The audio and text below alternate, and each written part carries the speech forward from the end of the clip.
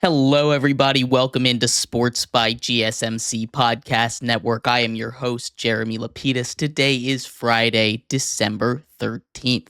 We have a huge show for you today. Of course, every Friday, we go over our NFL game picks as well as the game picks for college football. This week, just being the Army-Navy game. We'll go over both of those as well as breaking down the results from what was a boring but really eventful and really important, actually, Thursday night game between the Rams and the 49ers last night. And we're going to talk a little bit about the MLB. Two massive trades have dropped tonight. We will talk about both of those, what the results are, and who won those trades. But before we get into that, remember, if you would like to be an even bigger part of the show than you already are, all you need to do is go to gsmcpodcast.net.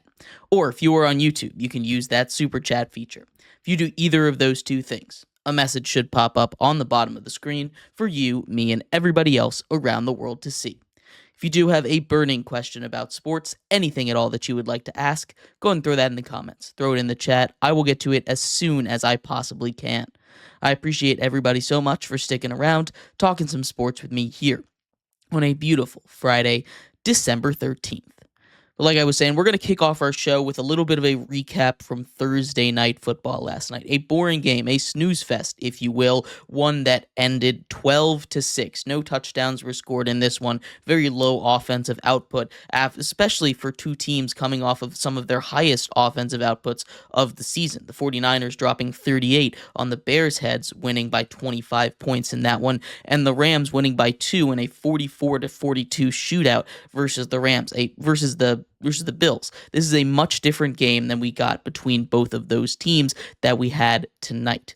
Now, I'm not going to sit here and say that that game was super entertaining. There was rain in the first half that made the offense go just about nowhere, and then it was just field goal off in the second half, which isn't necessarily a great it's not necessarily a great entertainment outcome. But what this game did was, first of all, very important on the Rams side for the playoffs. Not just the Rams, but also the 49ers. The Rams now improved to 8-6 on the year. That puts them half a game out of the playoffs in both the division behind the Seattle Seahawks and that 7 seed behind the Washington Commanders. And when you compare the schedule of the Rams and the Commanders, it's going to be very interesting down the stretch here. Now, obviously, the Rams have a game ahead of the Commanders here. So if the Commanders end up winning on Sunday, which I assume they're going to do against the New Orleans Saints, we then have to look at the schedule ahead, right? The Rams have the Jets, bad team. The Cardinals and the Seahawks to end the season. That is a tough stretch, 2 of those division games, but we'll say that they could potentially go 3-1 over their last 4 games. We'll just give one of those division games a loss, right? The Commanders have the Saints, the Eagles, the Falcons, and the Cowboys. 2 division games. Anything can happen. We'll say they go 1-1 in those games. They probably beat the Saints, but then that Falcons game is going to be up in the air. If they end up losing that Falcons game, it's going to go to tiebreakers. I do believe the Commanders have the tiebreaker in that one, but it's going to be very important if it gets to that point, how the other teams that they've played on their schedule, or who they end up losing to, really does make a difference here. When we're looking at the playoff scenario for the Rams as far as the division goes, they probably have the best chance. Again, we went through the Rams schedule. The Seahawks have half a game on the Rams. They have Green Bay on Sunday Night Football. Then they have Minnesota, then the Bears, and then the Rams. That Rams game on Week 18 could decide the division. The 49ers, they fall to 6-8, and their season is just about done. They've got a really tough schedule. They have to play the Dolphins, who are red hot, the Detroit Lions, who have won 11 straight, and then they end in a division game on the road in Arizona. So they're just about out at this point, but they can still find a way in. For the Rams, I'd say they probably make the playoffs after that. Now, again, a lot of things still need to go right, but I do think they'll end up winning that division after what happened in that San Francisco game.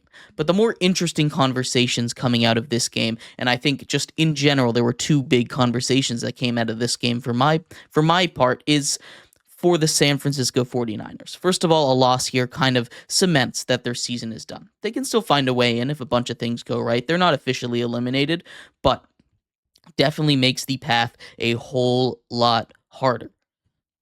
So we take a look at it now. What are the two big questions that came out of this game? The two big storylines that came out of this game for the San Francisco 49ers. And I'm going to start with the one that is more in the present, more in the current timeline. You had linebacker Devondre Campbell make a scene in the third quarter walking off the field. They say he just did not want to play. He basically retired mid-game. Now, this is in response to getting Dre Greenlaw back. Dre Greenlaw, a all-pro level linebacker, arguably the best player on that defense, a defense that is filled with Fred Warner, with Nick Bosa, with plenty of huge talents on that defensive side of the ball. And Dre Greenlaw is the guy that, as you saw in that first half, made a huge difference. He stopped the Rams' run game, especially from going. And when he came out of that game in the second half, that's when Kyren Williams started pulling off his 6, 7, 8-yard runs that he was getting down the stretch there. That is the effect of a Dre Greenlaw. And that's what was missing from a 49ers defense all season, and really even down the stretch in the Super Bowl, where he tore his Achilles coming off the sideline in a heartbreaking injury. But now you have Devondre Campbell, a guy who they signed off the Packers, who was playing good football, right? But he gets demoted because the starter's back, right? He's back to being a bench linebacker, and he clearly did not take that well. And that's one of those things that I just don't understand. You know what you signed up for when you signed with the San Francisco 49ers. Regardless of how good you were playing, you can't just walk off the field halfway through the game and say, nah, I'm not feeling it. You can't do that. That is unacceptable for a player really at any level, but especially at the NFL level. That's something that's just not okay. Not only for the context of just any NFL team, but this NFL team in particular. Obviously, this is a team that's dealt with a lot of injuries, but not just on the field stuff, not just with fellow linebacker Fred Warner, who's playing through a broken ankle right now. He said he's playing with a broken ankle. He gets a shot before every game, and he's still playing just about every single snap. That's a guy that is doing his best for a bad team right now, right? But also off the field stuff. You have Charvarius Ward, who lost a kid earlier this season. Ricky Pearsall, who got shot at the beginning of the year. Trent Williams, who's hurt right now but still trying to come back, going through rehab, also lost a kid earlier this year. That is a lot of stuff going on around this specific organization, one that you just came in off of free agency, and now you're quitting because you're not starting anymore. It's a bad look, and it's not just a bad look for this year. He is probably cut. I haven't seen the alert yet, but I assume he's going to be cut within the weekend. And I also assume that this is going to be basically the end of his NFL career. You're telling me that any team, regardless of how needy they are at linebacker, is going to say, yes, Devondre Campbell, please come over here. You are a guy that we would love to welcome into the locker room, after having this be so loudly proclaimed that he just gave up on his team in the middle of a game that if they had won could have propelled them to the playoffs. They were not out of it yet, and they still technically aren't. But that is a massive, massive bad spot on him, and I don't think he sees the field for at least a year now. That is not good for his career. And he's uber talented, so it sucks to lose a guy like that. But if you're not going to fit into the locker room, if you're just going to walk off when you're done and you don't feel like it, there's not going to be a lot of teams that give you the chance. And the other big thing, the other big question that came out of this is more of a season-long question for the San Francisco 49ers. It surrounds quarterback Brock Purdy. He has not had his best season. He has not had his best year by any stretch of the imagination. Really, everyone on the 49ers has had a down year. Injuries wrecking that team, especially in the running back room, especially on the defensive side of the ball. The wide receiver room also dealing with a lot of injuries. But Brock Purdy is a guy that was in MVP conversations last year. And now you're coming to the point where you have to decide whether or not it's worth whether or not it's worth to pay Brock Purdy $50-60 million.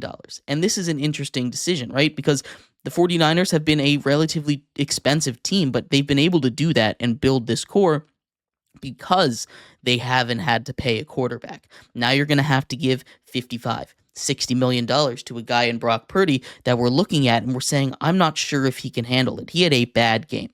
threw a really bad interception to seal it at the end. He overthrew a bunch of his receivers. He's a guy who's usually on target and super accurate, and it's not all on him. Debo had a couple drops there, wasn't his best game.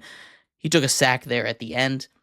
Can't do that. I know, again, not all on him, but this is a San Francisco 49ers team that needs to make this decision, and they need to make this decision quickly because it's almost time. Time is running out. Are you going to move on from your last pick in the draft quarterback, a guy that's led you to the Super Bowl, a guy that's been super successful at winning games, but you've seemed to be able to plug and play quarterbacks? Jimmy Garoppolo also took you to a Super Bowl, and you see what happens when he left that system. Now, I'm not saying that Brock Purdy is Jimmy G.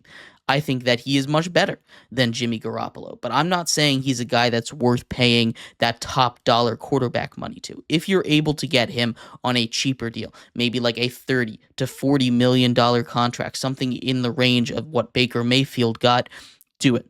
That's the way that it needs to be done. But if you can't get him unless he signs a record-setting deal, which if you're Brock Purdy, that's totally fair and acceptable to ask for. There is a real shot that the 49ers might have to consider moving off him and thinking of a backup plan. Now is the time in the season when you've all but been eliminated for you to say, hey, maybe it's time for us to seriously think about our future. Is Brock Purdy going to be a part of it? I don't know if he's going to be. It's a tough decision. They have another year technically, but generally you get these things figured out the season before they are able to hit free agency. But we will see. Let me know what you think. Is Brock Purdy going to be a Niner? Is he going to sign a big contract? Is it worth it? I'd love to hear your thoughts. We're going to take a quick break. When we come back, we turn our attention to the rest of the NFL slate. A full slate of games. We have 15 more games to go through. We will break all of them down coming up next here on Sports by GSMC Podcast Network.